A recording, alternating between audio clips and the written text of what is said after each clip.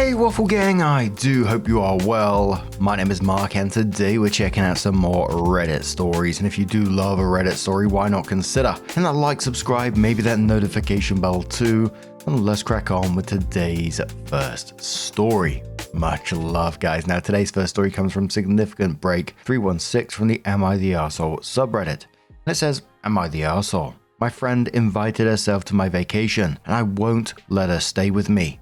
Everyone involved is in their early 40s, female. I recently got divorced and it has been going very rough.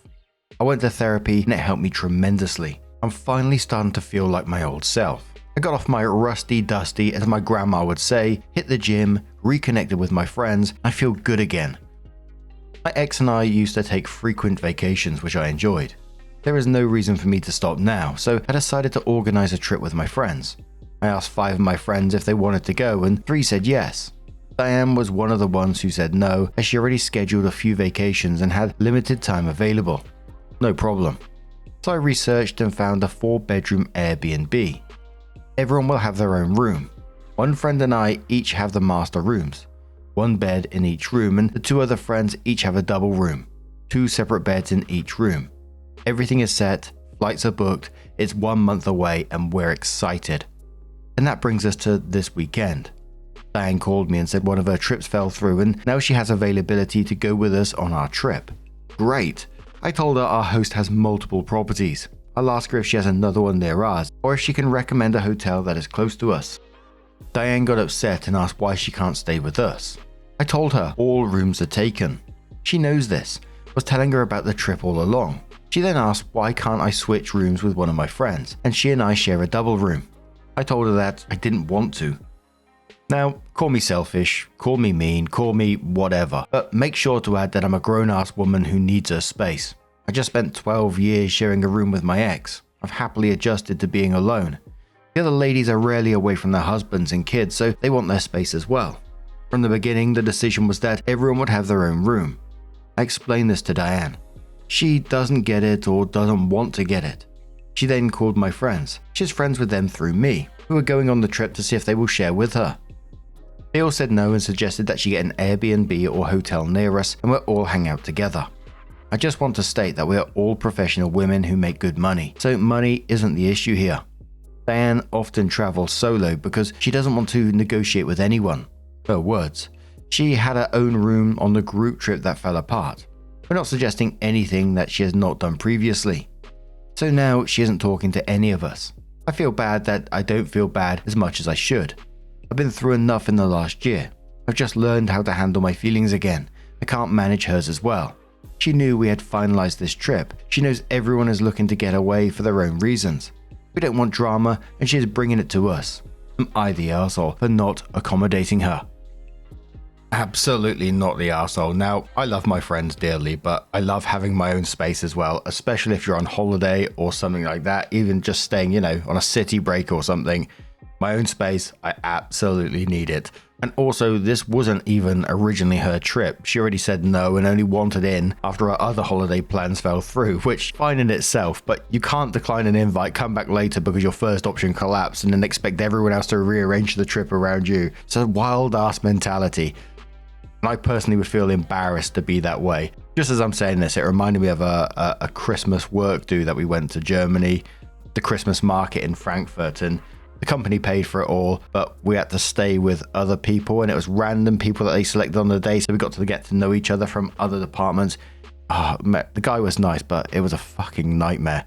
Staying in a room with some random, I mean, come on. Originally I asked the hotel if they had an extra rooms and I would actually pay for it because, as I said, it's not for me. And we went out during the day, we had some drinks and stuff, and we got back and this guy snored, and I mean snored. I couldn't sleep. I was walking around bloody Germany at 3 o'clock in the morning because I couldn't sleep, so I may as well have done something. Again, I went to the reception, I said, is there any rooms? I will pay anything. And he was like, sorry, no. But they pointed to the sofa in the reception area. I was like, okay. I took that instead. I mean, we're a bit off topic from the story here, but the commenter said to OP, not the arsehole. She said no. She doesn't now get to inconvenience anyone else because her plans fell through. OP replied saying, that's how I'm feeling. We are a second choice and she wants us to scramble to accommodate her. Another commenter says, not the arsehole, I get it. I love traveling and I'm a woman who needs my space. I can share a room if I go into it knowing I'm going to share a room. But after all you've been through and how this trip was planned, nope. It's too bad Diane's other trip fell through, but it was planned out this way for a reason. Have fun. So Opie comes in 1.5 months later and says, I posted over a month ago about my friend who invited herself last minute to my vacation. I want to clear a few things that kept coming up in the comments. When I wrote the post, everything just happened and my frustration showed in my writing. Diane is a good friend of mine. I don't hate her. She can just be a bit much at times. I said she invited herself because she didn't ask to join us after our plans were finalized. She told us she was coming and expected us to accommodate her. We all specifically wanted our own rooms. The other ladies wanted to enjoy their spouse/kid free time alone. This was my first vacation in a long time without the ex-hubby, so I just needed some space. I hope you can understand. Now for the update. Although I was voted not the arsehole, many commented that maybe I wasn't a good friend. I felt bad about that, so I gave Diane another call to work things out and she answered. She wanted to know why I wouldn't accommodate her, and I told her what I said above. I also reminded her of our previous trips when we roomed together. That took us down memory lane where we talked about all the things we used to get into. Lol. It turned into a pleasant hour-long conversation. I discussed why it wouldn't be a good idea for us to share rooms. We just have different travel styles. I like to get up early, walk around, shop. She wants to sleep in and veg out. The last time we shared a room was a disaster. There were a few hiccups on that trip and she complained about it all day, and then again at night when we were in the room. I had no reprieve from the non-stop complaints. She was not always like that. She grew less tolerant over time, as we all, but she took it to an extreme. She said she doesn't complain, she just observes where there can be improvements. Lol. We worked it out. The other ladies also made peace with her. Diane and a friend joined our trip and stayed at a nearby property. They were welcome to join us at our pool and other activities. Of course, the beginning was not smooth sailing. We had our vacation set up where we had 2 days of group excursions. The remaining days we would play it by ear. Just agreed to meet for dinner. I told Diane she and her friend could join us on the excursions. She complained that they started too early. She went to the first one and complained that each stop was too short. We should have went with a private tour, etc. I pulled her to the side and asked her to stop complaining. To her credit, she stopped until we went to dinner and then she complained about everything all over again. I suggested that she not join the other excursion as it would be more of the same. She asked if I didn't want her around. I said not for the excursion, lol. So we met for dinner on the other excursion day and hung out on other days, with the exception of the one excursion. It went pretty well. So that's it. Nothing too dramatic and we managed to stay friends through it. Top commenter on this one said, I'm glad you managed to stay friends. I'm actually surprised she didn't complain more about not going on the second excursion. She sounds exhausting. I mean, the update just proved OP was right from the very beginning. Everyone bent over backwards to include Diane, found a compromise, even included her in the activities and just seemed to keep things friendly. Yet she still spent the trip complaining, and the funniest part for me was OP was incredibly diplomatic about it. Different travel styles is a very polite way of saying being trapped in a room listening to non-stop negativity, which sounds exhausting. That's what it came across to me anyway. And who were these people that were calling OP a bad friend in the first post? They were just unfair in my opinion. Wanting your own room at 40 years old on your own holiday is completely reasonable, and I would die on that hill. And let's not forget, well, this was after divorce, so obviously OP wanted her peace and her personal space as well. I guess the silver lining to this is Diane didn't actually completely blow up their friendship completely, and it sounds like it kind of worked out in the end. That's someone that I definitely, they can come every once in a while, but I wouldn't want to listen to the complaining all the time. But what do you guys make of this situation? Maybe you found yourself in a similar one before. What about you? Would you prefer your own room or would you happily share with a friend? Let us know your thoughts down in the comments below, and let's move on to another story. Now our next story comes from Adventurous Bet 6537 from the Relationship Advice subreddit. And it says, I, 23 female, think I need to move out of the house after dad, 48 male, requested I pay $1,000 a month in rent. I just made this today and don't want it on my main. I, 23 female, live at home with my dad, mum, and younger brother, and I also work from home. So here is the short version. I work for a pharmaceutical company as a data analyst and hopefully soon to be a data scientist once I finish some certifications. I've worked at this company for 3.5 years. I started as an intern, and once I finished my degree, I was given a full-time position. My parents' deal for me to live at home as an adult was to always contribute to the household. So we came up with what contributions to make sure there weren't any discrepancies. Number 1. Pay the light bill because I am at home the most. Roughly $200 a month during winter and $350 during summer. Texas. 2. Opted to pay for the water. $150. Gas, $50 to $80, internet, $100. 3. My mother added for me to drive my brother around at reasonable request, so I usually pick him up after school from practice, and he plays like 1,000,000 sports and is in 1,000,000,000,000 clubs. This is until he can get a car. I also drive him to places if I can. 4. I pay for my own cell phone, car insurance and subscriptions. 5. I still have chores, cooking, cleaning, etc. So does my brother. Well, my dad came to me last week and asked that I start paying $500 a month. Cheap, yes I know, because he doesn't think I contribute enough to the house. This rubbed me the wrong way because I feel that I do. I know $500 is cheap and I won't get anything cheaper out there, but that will mean I will be paying $1,000 a month to live at home. So I said, if I'm going to start giving cash for living at home, then I am a tenant, not a family member contributing to the house. If I'm going to pay rent, then I want a lease. I want to be able to come and go as I please. I don't want to pay the monthly bills because then it should be covered in my rent, and the obligation of driving my brother around should also go out the window. He's my brother and I will always accommodate him because we get along, but not the point. He got upset and said I was being petty and not thinking clearly, and if I leave I will not be allowed back when I realize the world is harder than $500 a month and when I fall on my ass. He will not help me. I looked around and I can get a studio apartment or a 1-bedroom for $1,200, and I get my own space and privacy and more than likely not spend too much more money. I would save on utilities alone, so it wouldn't be that much more expensive, and I can get my desk out of my room. He's been ignoring me for the past week until today. My mum asked for me to take the day off to discuss this and didn't want my brother home because she didn't want him to see us arguing, which is weird because why would we be arguing and not discussing? My mum tried to negotiate that I don't pay utilities and my rent is $750 a month, but I still had to do chores and keep the same routine with my brother. Also, the house rule would be no noise or company past 9 p.m. Sunday through Thursday and midnight on Friday and Saturday unless I requested ahead of time, and absolutely no men can spend the night or be in my room. Weird because this was never an issue. My dad stayed quiet the entire time, but I could tell that he was bothered. I said that wouldn't work because I spend money on gas to drive my bro everywhere, and I don't want it to be a rule of tenancy to be my brother's chauffeur. That's when my dad blew up and called me selfish, and he is just trying to teach me responsibility, accountability, and that me harping over giving them money just shows that I'm not a part of the family and want to be an outsider because I should want to help. I argued that me paying over $500 a month in bills, gas driving around my brother, and chores should be enough to show how unselfish I am. But if it's necessary for him to receive payment from me, then I will pay the $500 and none of the bills, and I will gladly drive my brother around.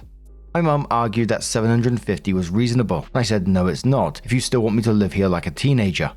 Dad said $500, so that $500 should cover everything.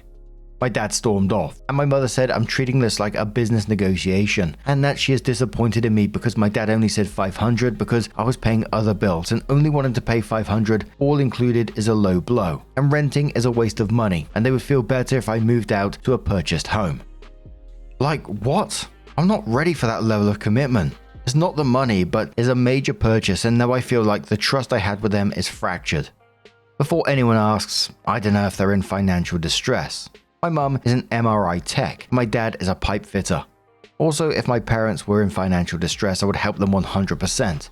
I went to school here in the city. I've been saving 60% of my salary for the past 3.5 years, and the other 40% was to my car that I paid off and my student loans, which I only have $25,000 left. Honestly, for me, I just found this one sad more than anything, because OP sounds like someone most parents would be incredibly proud of. She's 23, has a solid career, started as an intern and worked her way up, is continuing her qualifications, seems to be aggressively saving for her future, paying down the debt responsibly, contributing hundreds every month to the household, helping raise a younger brother, and still doing chores around the house. That's not lazy or an entitled adult child like we see in many, many stories. That's someone who's building, a great future for herself. And for me, Opie was literally supporting the household already. She is paying utilities. Yeah, she may not be paying much, but she's also driving her brother everywhere, covering her own cost, and she was contributing in other meaningful ways without arguing about it. So when Dad framed it as teaching her responsibility, I don't really buy that because she already sounds far more responsible than a lot of people her age. And I just kind of think Opie saving 60% of her salary and setting herself up financially is something to encourage, not punish. But Valthar says, I don't know where you live, but just to be sure to get the deets on what else would be required for that $1,200 a month 1-bedroom apartment. Normally that doesn't include utilities, or not all of them, nor does it include internet or laundry. Do you have furniture? Pots, pans, plates, utensils, toiletries, tables, bedroom set, dining stuff, ability to also buy groceries? Not as easy as you think to outfit an entire apartment and live there and think it's just $1,200. Opie says, well, I do have savings. I know it's going to be more expensive, but it won't be large enough to make me change my mind. Alone, my light bill will be roughly $75 to $150 depending on the apartment. Gas, $40, groceries for myself, I pay about $150 a week because I meal prep. Internet, $50, water and sewage depending on the apartment. I have enough saved to fully furnish an apartment. Will it suck? Yes, but I have the money to do it, and I know it's more than $1,000 a month that they are offering. A commenter says, I would just cut the cord and move out. It will cost a bit more than what your parents want you to pay, but then the freedom from their rules and having to be your brother's driver is worth every penny extra that you'll be paying. It might even cut closer to even when you factor in all the gas savings you will have not having to drive your brother everywhere. Opie says, oh my god, this week alone I drove him around 500 miles. I know this because I had to fill up my gas tank twice this week. School 2 times, taekwondo 3 times a week, swimming, then the basketball games, football games. Now he wants to do swimming in the summer and work as a lifeguard. On top of that, he takes music lessons 2 times a week. His weekly in-person D&D night, taking him to the stores, dropping him off at the movies, mall, whatever. I love the kid, but I can't wait until he gets his own license. From 4 to 7, it's just me driving him around at least 3 to 4 times a week. Commenter says 500 miles. That's insane. Opie says it probably wasn't 500 miles, but I did have to fill up my tank twice this week. I have a Mazda 3, so the stopping and going the mileage is less. Our neighborhood was rezoned, so my brother's school, which used to be a half mile away, is now 2 miles away. And his taekwondo is a mile from our house, so just on that day, it's 4 miles to drop and pick up, and 6 miles for the extras. I'd have to look at all the other stuff he has, but it was $40 to $50 to fill up. Just remember thinking, damn, that's a lot, lol. A commenter says, are you not allowed to come and go as you please now? I'd move out simply for the freedom. Opie says, I leave as I please, but it's a full lecture when I return. God forbid I have brunch with the girls or come home past midnight. I didn't mind at first because it's their house, their rules, but now it feels more confined with their requests. Unleash says $1,000 a month is not a terrible amount of money, but you make a very valid point. For just a few dollars more, you get your independence, which at 23 makes a ton of sense. Maybe instead of focusing on the details of what they are asking from you, you could ask your father, why now? What happened that made you suddenly think I needed to pay an extra $500 more? That question might help you both be less defensive about the specific details of the topic and find a more fruitful answer, because you are right to request more independence as a woman at 23, and maybe he has a good reason for what he is suddenly demanding too, and we just haven't heard it yet. Or maybe he just really wants you out of the house. You won't know unless you ask. It seems unlikely that it can make things worse by asking. Opie says, I tried asking and he won't answer. He's pretty stubborn, and when he thinks he is being challenged or undermined, he shuts down and gives you the cold shoulder, and my mum has to mediate. I heard them on the phone talking about me because he went for a drive and he said I was stubborn. Maybe I am stubborn. Maybe if they would have had a talk with me about it, I wouldn't be so defensive, but he is a blue-collar man and he speaks like he is barking orders. Once you say no or don't agree with the tone, he will double down and it becomes a screaming match. Opie then responds to a long thread and says, no men have ever stepped in my room. Now what I do outside of my house is my business, that's the unspoken rule. Honestly, $750 isn't horrible, but when he started it as a demand and said I didn't do enough without explanation, and me not backing down, it escalated. My parents are not rich. My dad is 49 and my mum is 48 and my brother is 15, about to be 16. A commenter said, "Who paid for you to go to university?" Opie said scholarships, loans, and working through school. They would help if I was in need for gas, food, and the occasional books or extras. Scholarships paid 70% of school. So Opie came in with their update and said, "So it's 5:45 right now and my dad is getting the full exposure of driving around my brother and my mum, and had a conversation as to what happened, which solidified that living here will just end up to us having a horrible relationship. My dad, as previously mentioned, is a pipe fitter in the union. Sometimes he has to travel for work, but not all the time. He works long hours, so he doesn't see everything that happens." Now to the update. 3 years ago, when I went from intern to full-time, I was making $62K a year as entry level, and that was generous because they already knew my work. But last year a position opened up and I was offered the position, now making $82K a year and quarterly bonuses up to 10%. I have never received a full 10% because I didn't see the value of working 60 hours for an extra paycheck a month. Last week, my dad was home more than usual and just saw me holed up in my room, doing nothing, just staring at a computer and watching Netflix. Well, I had a Grey's Anatomy running in the background, but I always shut it off when I'm in meetings, and it's just comforting to hear other voices in the house when you're alone all the time. When I left for my brother, my dad walked in my room and saw my W-2 and that my gross last year was $78K. Promotion money included, and he asked my mum how much I'm contributing to the house, and she said, well, she doesn't give any money. But that was enough for him to say I wasn't contributing. No follow-up questions. He also forgot that I was paying the utilities. Why? Because my mum handles all the bills. When he told me I had to pay because I'm not contributing enough, he thought I was just picking up my brother, doing chores and cooking twice a week for dinner. So when I pushed back saying I pay bills, pick up my brother, drive him around 3 to 4 times a week, between 4 and 7, give him money when he's short for food and take him out to eat during the outings, plus everything else, he got flustered and thought I was exaggerating and doubled down.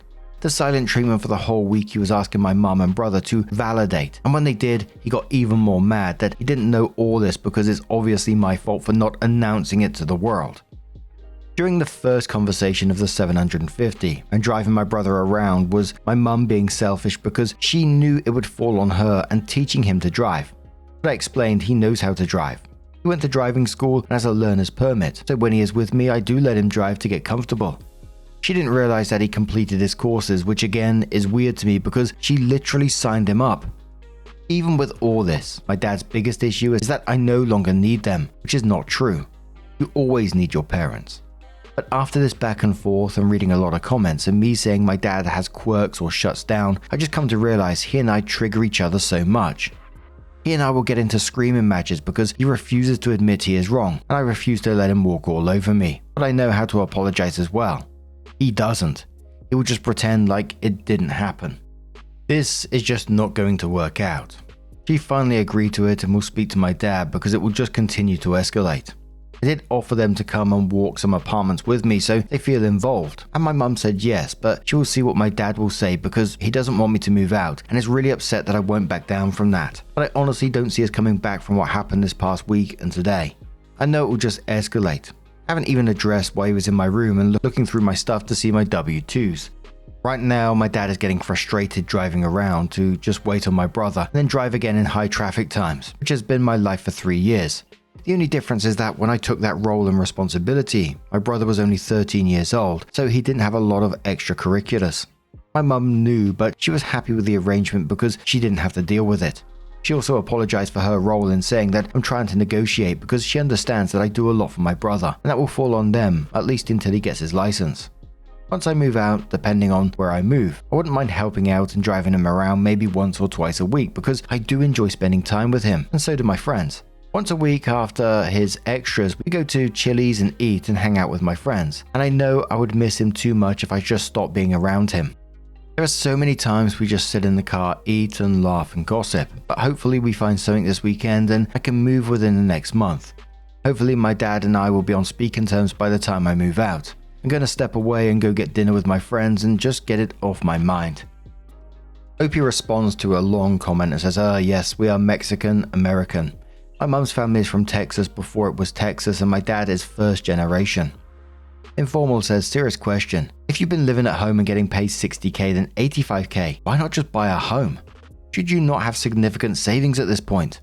Opie says there are a few reasons not to buy a house right now. Yes, I have savings, but the savings will be a full down payment and leave me with little money to cover 6 months. I bought a car because I needed that. I'm paying my student loans, so this past year has been saving and student loans.